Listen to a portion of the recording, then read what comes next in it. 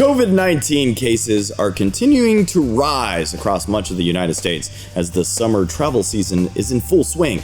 With different vaccination rules for different ages, and some parents are waiting for vaccines for children under the age of 5, how do we stay up to date with vaccines to protect us from serious illness, hospitalization, or even worse? Today, Dr. Jamie Fergie is here to help us keep your youngins safe.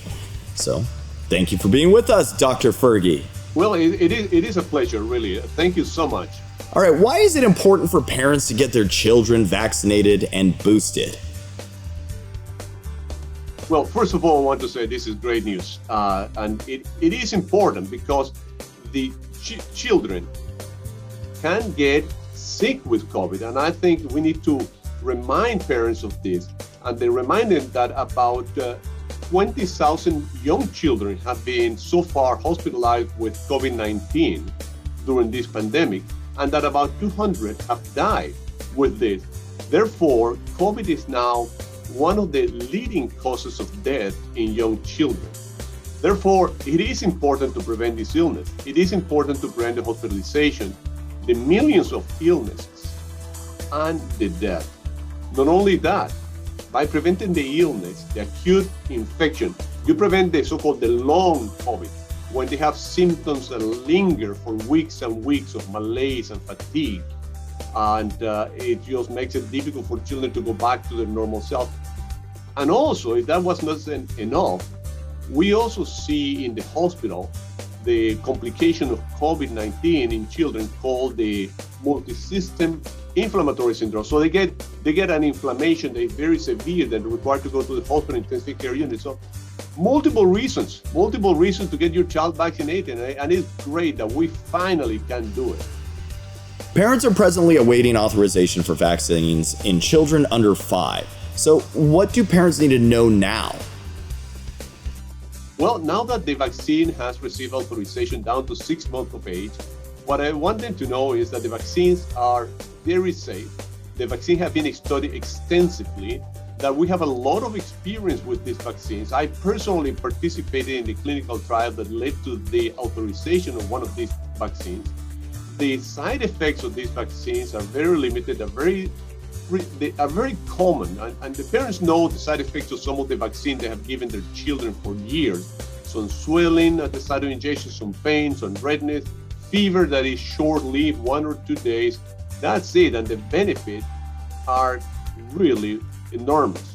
So the decision should be an easy one. I understand parents sometimes are concerned, but the decision should be an easy one. When you put the risk benefits, it really favors giving the vaccine for everybody 6 months of age and over.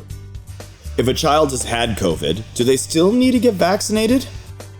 Even if your child had COVID, it still is important for she or for him to be vaccinated, because unfortunately you can get COVID-19 more than once. And if you had COVID and you get vaccine, you are really well protected from a future infection. And remember, we have seen all these variants, so the more vaccine you have received, the better you are, and the less likely it's going to be you're going to get sick with COVID. So will current vaccines be effective against new variants and subvariants? So current vaccines are effective in preventing the more severe complications, are effective in preventing the hospitalization, the emergency room visit, the death, of course, even with the new variants. You can still get a respiratory infection. Your child can still get a respiratory infection, even if vaccinated. But really, the most important part of this is that with variants, the vaccine still prevents the severe complication. That's what you want to prevent. You want to prevent your child from having to go to the emergency room, from being hospitalized, going to intensive care, and of course, from dying. So what does the future look like with COVID? Will we need to get vaccine boosters every year, just like the flu shots? Well, we don't know yet, but it certainly is looking like a strong possibility. And I think that time will tell, but it is possible that we may get a booster every year with a slightly different COVID vaccine, like we have done with the flu for decades. So it is a possibility. I cannot tell you for sure what is going to happen. We are certainly prepared for the possibility of having to do boosters routinely. Thank you for being with us today, Doctor. Where can we go for more information? Well, thank you, first of all, for having me here today with you. And if anybody wants to find out more information, I want them to go to vaccines.gov, vaccine.gov, where they can find detailed information about the vaccines, where to get the vaccine, where they can find information about the scheduling, about the benefits of the vaccine. Thank you. Thank you.